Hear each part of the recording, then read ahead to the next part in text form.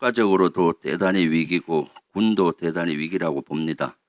윤석열 내란 수계와 김용현이가 군을 이용을 해서 내란을 일으키다 보니까 국가도 민주주의도 무너지고 국가도 무너지고 있고 군도 무너지고 있죠. 사실 최대 피해자는 우리 국민이고 또 한 피해자는 선량한 우리 장병이라고 봅니다. 군 실제.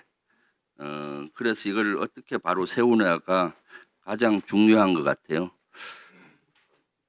12.12 구테타로 인해서 아마 장관 대리도 저하고 동시대에 살았는데 우리 군이 신뢰를 상당히 국민으로부터 잃었잖아요. 그 당시. 예. 그걸 회복하기 위해서 장관 대리님이나 저나 40년 가까이 절치부심을 해왔고 군이 정치적인 중립을 지키기 위해 노력했지 않습니까? 예, 많은 노력을 했습니다. 네, 그래서 12.3 계엄 이전까지만 해도 우리 군이 계엄 명령을 내리면 안 따를 것이다. 이런 생각이 국민들 머릿속에서도 있었고 대다수 있었잖아요. 예, 그렇습니다. 네, 그런데 12.3 내란 이후에 우리 군의 국민으로부터 신뢰가 무너져 버려서 참 앞으로 이걸 회복하는데 저는 한 20년은 걸릴 거라고 봅니다. 12.12 구테타가 한 40년 걸렸는데 그 당시에는 5.18 민주화 항쟁 때 엄청난 희생자가 생겨서 더 오랜 세월이 걸렸고 이번에는 그나마 물리적인 피해는 없지만 심리적인 피해가 크니까 한 반 정도는 걸릴 거라고 봐요. 그래서 여기에 대해서 사실 저는 민주당 지도부로서 이재명 대표하고도 많은 얘기를 나눴는데 최근 이재명 대표 메시지 페이스북이나 또는 실제 어저께도 이런 대표 연설을 하는데 이런 걸 봤습니까? 제가 이재명 대표 페이스북은 보지 않습니다. 어저께 그 교섭단체 대표 연설에도 군 관련 메시지가 있었는데 봤습니까? 예, 들었습니다. 네, 한번 보시죠. 혹시 우리 군에서 또 정치적인 중립을 이유로 이런 걸 못 봤을 것 같아서 이재명 대표의 생각이 지난 페이스북에는 이건 비상계엄 이후에 줄곧 냈던 메시지입니다. 우리 국민들은 여전히 우리 군을 신뢰합니다. 계엄을 막을 수 있었던 요인으로 불의에 저항하고 국가와 국민에 충성한 군인들을 빼놓고 말할 수 없습니다.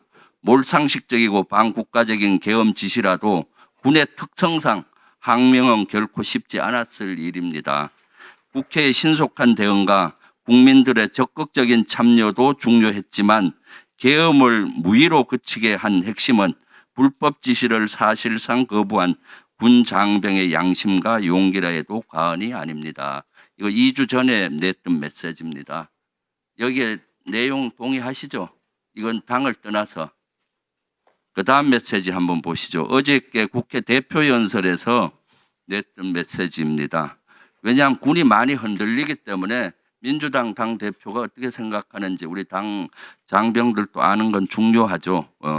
불법 계엄에 관여한 것 때문에 우리 국군의 사기가 말이 아닙니다. 사실 그렇습니다. 어이없는 군사 구테타의 일부 고위 장성의 참여는 사실이었고 이에 대한 책임 추궁은 불가피합니다. 그러나 우리는 여전히 국군 장병을 믿고 사랑합니다. 국민과 국회가 계엄을 신속하게 막은 것도 대통령의 불법 명령에 사실상 항명하며 국가 국민에 충성한 계엄군 장병 덕분이 아니겠습니까? 불법 계엄 명령 거부권 명시, 불법 계엄 거부자와 저지 공로자에 대한 포상 등 시스템 마련에 나서겠습니다. 라는 메시지였습니다. 이것은 이재명 대표의 메시지도 저는 적극 동의하고 저의 생각과 일치합니다. 계엄이 생겼을 때 첫 국방위원회 회의에서 냈던 메시지인데 그럼에도 불구하고 우리 군은 다시는 이런 일이 없게 하기 위해서는 본위원이 생각하기에는 이것을 진상규명을 정확히 해야 됩니다. 그리고 나서 처벌은 두 번째 문제고요. 우리가 암에 걸렸을 때 몸 전체를 사실은 신체 검사를 하고 그것을 치료해야 되잖아요. 그거 인정하시죠? 예. 네, 그런 측면에서 군은 스스로 자정 노력이 필요한데 지금은 수사받기에 급급해서 자정 노력이 거의 안 보이는 것 같아요. 그래서 장관 직무대행께서는 이것을 좀 했으면 좋겠어요. 저는 군이 잘못한 게 몇 가지 있어요. 일단 윤석열과 김용현이가 군을 활용한 것이 가장 큰 잘못이고, 그것도 계엄도 비상계엄을 서울에 국한하지 않고 전국에 건 것이 가장 또 큰 잘못이에요. 군이 잘못한 건 한번 보십시오. 전시에는 우리가 작전권이 평시에 있고 전시에는 한미연합사가 갖고 있는 거나 마찬가지인데, 전시 대비해서는 대폭군 3, 대폭군 2, 대폭군 1으로 실제 명명을 하지 않습니까? 그렇죠?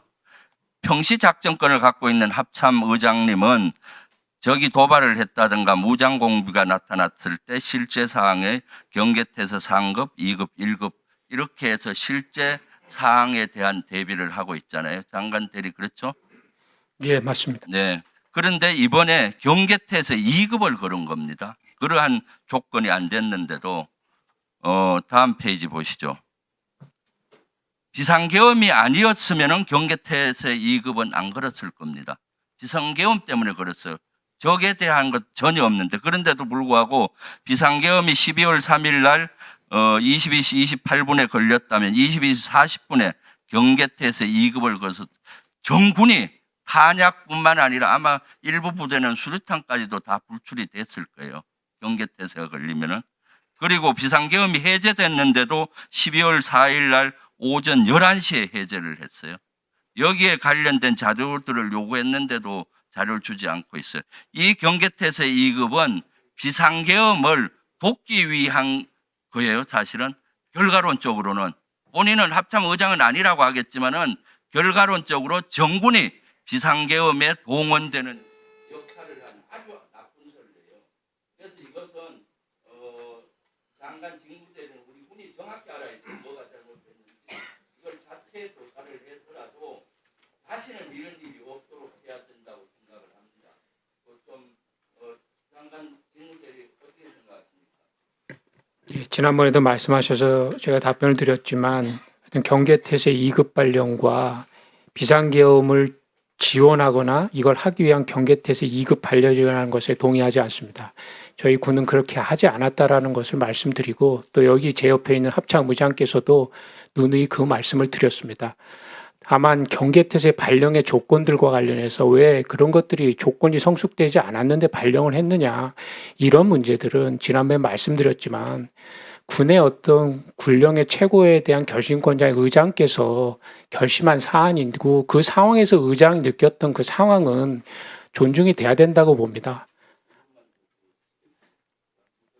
이따 저 안 쓰시겠습니까? 네, 이따 하십시오. 아이 그러지 말고요, 김병조 의원님. 이제 군내 스스로 지금 장관님 답변은 자정 노력을 안 하겠다는 걸로 보여요.